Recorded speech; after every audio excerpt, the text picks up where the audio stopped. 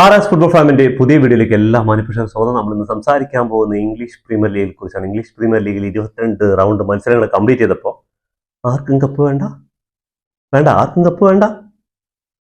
Arsenal ചോദിക്കുകയാണ്, ആർക്കും cup വേണ്ട. എന്താ ചങ്ങായിമാരെ കാണിക്കുന്നത്? സിറ്റി മാഞ്ചസ്റ്റർ യുണൈറ്റഡ് പരാജയപ്പെടുകയാണ്. അവസാന 4 മത്സരങ്ങളിൽ അവർ 9 പോയിന്റാണ് ഡ്രോപ്പ് ചെയ്തത്. ഈ 9 പോയിന്റ് ഉണ്ടായിരുന്നെങ്കിൽ എവിടെ എത്തായിരുന്നു? ലീഗിൽ ഇപ്പോൾ തലപ്പത്ത് നിൽക്കേണ്ട ആൾക്കാരാ. അതുപോട്ടെ, ആസ്റ്റൺ വില്ല ഇവർ അവസാനത്തെ മത്സരത്തിൽ പരാജയപ്പെടുകയാണ് 1-0. രണ്ടാം സ്ഥാനത്ത് എത്താനുള്ള സുവർണ അവസരമാണ് ഈ ചങ്ങായിമാരെ കൊണ്ട് കളഞ്ഞത്. മാഞ്ചസ്റ്റർ യുണൈറ്റഡ് 2 ഗോളിന് മാഞ്ചസ്റ്റർ സിറ്റിയെ പരാജയപ്പെടുത്തിയിട്ടാണ് അവർ ടോപ്പ് 5 എത്തിയിരിക്കുന്നത്. ചെൽസി ആ ഗ്യാപ്പിൽ 2 ഗോളിന് വിജയിക്കുകയുണ്ടായി. അപ്പോൾ ആഴ്സണൽ ചോദിക്കുകയാണ്, ആർക്കും കപ്പ് വേണ്ട ആർക്കും. എന്നിട്ട് എന്താ ആഴ്സണൽ എന്താ കാണിച്ചത്? അവരും സമനില നത്തിങ്ഹാം ഫോറസ്റ്റിന്റെ ഹോം ഗ്രൗണ്ടിൽ പോയിട്ട് അവരുടെ ഗോൾ കീപ്പറും ഡിഫൻഡർമാരുടെ മുന്നിൽ ഗോളടിക്കാൻ പറ്റാതെ എന്താ തോന്നുന്നു? ഇംഗ്ലീഷ് പ്രീമിയർ ലീഗിൽ ഒരു 22 മത്സരം എന്ന് പറഞ്ഞാൽ ഏകദേശം പകുതിയിൽ കൂടുതൽ മത്സരങ്ങളായി. അപ്പൊ ശരിക്കും ഈ പ്ലേയേഴ്സ് ഒക്കെ ടയറാണോ? എൻ്റെ ഒരു കാഴ്ചപ്പാട് ഗോൾ അടിക്കാൻ വല്ലാണ്ട് ബുദ്ധിമുട്ടുണ്ട്. സ്കോറിംഗ് നോക്കിയാൽ നമുക്ക് മനസ്സിലാകാൻ പറ്റും.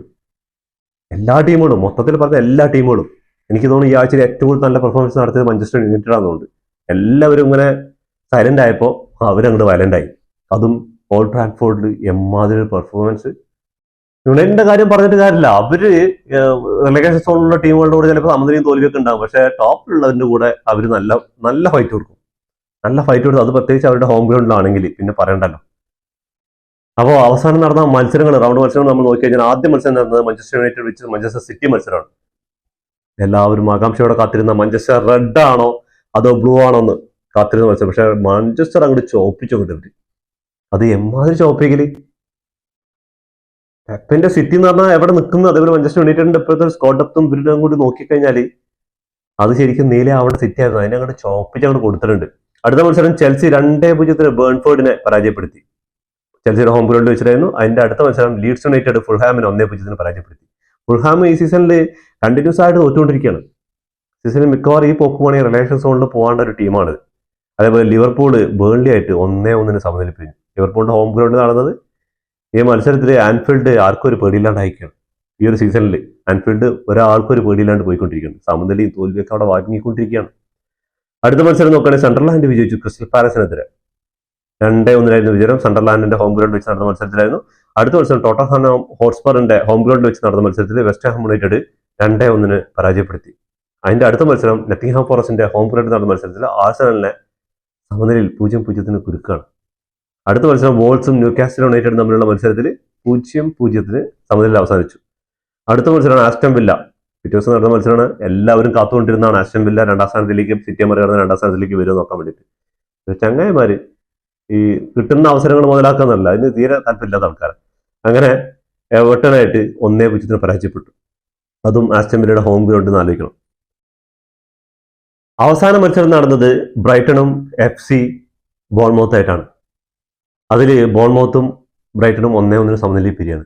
അപ്പോൾ നമുക്ക് ഇവരുടെ പോയിന്റ് ടേബിളിലേക്ക് ഒന്ന് വന്നു കഴിഞ്ഞാൽ ആഴ്സണൽ തന്നെയാണ് ഇപ്പോഴും തലപ്പത്ത്. അവർ സെഞ്ചുറി അടിച്ചിട്ട് നിന്നാ, പിന്നെ അതിന് മുകളിൽ കയറിയിട്ടില്ല. 22 മത്സരങ്ങൾ കംപ്ലീറ്റ് ചെയ്തപ്പോൾ 15 വിജയവും 5 സമനിലയും 2 തോൽവിയടക്കം 50 പോയിന്റുമായിട്ട് ആഴ്സണൽ 1ാം സ്ഥാനത്ത്. 2ാം സ്ഥാനത്ത് മാഞ്ചസ്റ്റർ സിറ്റിയാണ്. 22 മത്സരങ്ങൾ കംപ്ലീറ്റ് ചെയ്തപ്പോൾ 13 വിജയവും 4 സമനിലയും 5 തോൽവിയടക്കം 43 പോയിന്റായിട്ട് 7 പോയിന്റ് ഡിഫറൻറ്റ് ഉണ്ട് ഇപ്പോഴും. അതാ ചോദിച്ചത്, കപ്പ് വേണ്ട. 3ാം സ്ഥാനത്ത് ആസ്റ്റൺ വില്ലയാണ് ഉള്ളത്. 22 മത്സരങ്ങൾ കഴിഞ്ഞപ്പോൾ 13 വിജയവും 4 സമനിലയും 5 തോൽവിയടക്കം 43 പോയിന്റ്. അതേ പോയിന്റിൽ ആസ്റ്റൺ വില്ല തൊട്ട് പുറകെ തന്നെ ഉണ്ട്. ഈ കളി ആസ്റ്റൺ വില്ല ജയിച്ചിരുന്നെങ്കിൽ ജസ്റ്റ് 3 പോയിന്റ്, 4 പോയിന്റ് വ്യത്യാസമാകുമായിരുന്നു ആഴ്സണലായിട്ട്. നല്ലൊരു അവസരമായിരുന്നു, പറ്റില്ല. 4ാം സ്ഥാനത്തുള്ള ലിവർപൂൾ 22 മത്സരങ്ങൾ കഴിഞ്ഞപ്പോൾ 10 വിജയവും 6 സമനിലയും 6 തോൽവിയടക്കം 36 പോയിന്റ്. ഒരുപാട് പോയിന്റ് ബാക്കിലാണ് 4ാം സ്ഥാനത്തുള്ളത്. Manchester United 5ാം സ്ഥാനത്തുള്ളത്. 22 മത്സരം കംപ്ലീറ്റ് ചെയ്തപ്പോൾ 9 വിജയവും 8 സമനിലയും 5 തോൽവിയടക്കം 35 പോയിന്റുമായിട്ട് 5ാം സ്ഥാനത്തുള്ളത്. ചെൽസിയാണ് 6ാമതുള്ളത്. 22 മത്സരം കംപ്ലീറ്റ് ചെയ്തപ്പോൾ 9 വിജയവും 7 സമനിലയും 6 തോൽവിയടക്കം 34 പോയിന്റായിട്ട് തൊട്ട് പുറകെ തന്നെ ഉണ്ട്. 7ാം സ്ഥാനത്ത് ബേൺഫോർഡ് ആണ്. 22 മത്സരം കംപ്ലീറ്റ് ചെയ്ത് 10 വിജയവും 3 സമനിലയും 9 തോൽവിയടക്കം 33 പോയിന്റായിട്ട്. 8ാം സ്ഥാനത്തുള്ള ന്യൂകാസ്റ്റലാണ്. 22 മത്സരങ്ങൾ കംപ്ലീറ്റ് ചെയ്തപ്പോൾ 9 വിജയവും 6 സമനിലയും 7 തോൽവിയടക്കം 33 പോയിന്റ്. അതേ പോയിന്റുമായിട്ട് അവർ 8ാം സ്ഥാനത്തുണ്ട്. 9ാം സ്ഥാനത്തുള്ള സണ്ടർലാൻഡ് ആണ്. 22 മത്സരങ്ങൾ കഴിഞ്ഞപ്പോൾ 8 വിജയവും 9 സമനിലയും 5 തോൽവടക്കം 33 പോയിന്റ് ആയിട്ട്. 10ാം സ്ഥാനത്തുള്ള എവർട്ടൺ ആണ്. 22 മത്സരങ്ങൾ കംപ്ലീറ്റ് ചെയ്തപ്പോൾ 9 വിജയവും 5 സമനിലയും 8 തോൽവടക്കം അവര് 32 പോയിന്റുമാണ്. ഇപ്പൊ 10, 12 ഒക്കെ നോക്കിക്കഴിഞ്ഞാൽ 30, 31, 32, 33 പോയിന്റ് ആയിട്ട് 7, 8, 9 സ്ഥാനക്കാർ 3 സ്ഥാനക്കാരുണ്ട്. 35 പോയിന്റ് ആണ് 5ാം സ്ഥാനത്ത് നിൽക്കുന്ന. 6ാം സ്ഥാനത്ത് നിൽക്കുന്ന 36. അപ്പൊ ചെറിയ 1-2 മത്സരങ്ങളൊക്കെ ആയി കഴിഞ്ഞാൽ ഈ ഒരു 4ാമത്തെ സ്ഥാനത്തിലേക്കുള്ള ആ ഒരു ഇതൊക്കെ മാറ്റങ്ങൾ ഉണ്ടാവും.